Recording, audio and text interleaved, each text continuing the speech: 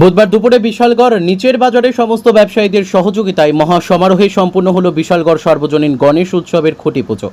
পুরোহিত তন্ত্র মন্ত্র পাঠ করে ফুল বেলপাতা দিয়ে ধর্মীয় রীতিনীতি অনুযায়ী গণেশ পুজোর খুঁটি পুজো করলেন।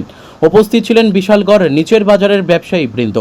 বিশালগড় সার্বজনীন গণেশ পুজো উৎসব কমিটির সভাপতি বিদ্যুৎ রায় বলেন, 2017 সাল থেকে শুরু হয়েছে বিশালগড় নিচের বাজারে গণেশ পুজো।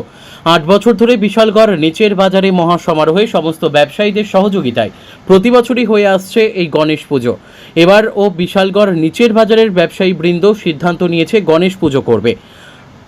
তবে বন্যায় দুর্গত মানুষদের কথা চিন্তা করে তারা বাজেট একটু কাটছাট করেছে। আগামী 6 সেপ্টেম্বর সন্ধ্যা 7টায় রাজ্যের মুখ্যমন্ত্রী প্রফেসর ডক্টর মানিক সাহার হাত ধরে উদ্বোধন হবে বিশালগড় সার্বজনীন গণেশ পুজো উৎসবে।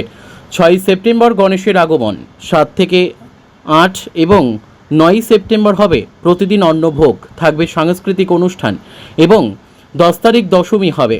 বিশালগড় মহকুমার সকল ব্যবসায়ী সহ আপামর জনসাধারণকে বিশালগড় নিচের বাজারে গণেশ পুজোতে এসে পুজো দেখবার জন্য এবং প্রসাদ গ্রহণের জন্য আমন্ত্রণ জানিয়েছে বিশালগড় সার্বজনীন গণপতি উৎসব কমিটির সভাপতি বিদ্যুৎ রায়।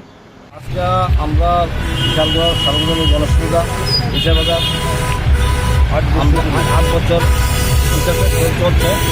2017-তে এটা স্থাপিত হয়েছিল নবদল নেতৃত্বই, এবং এবারও নবদল নেতৃত্বে এটা চলছে।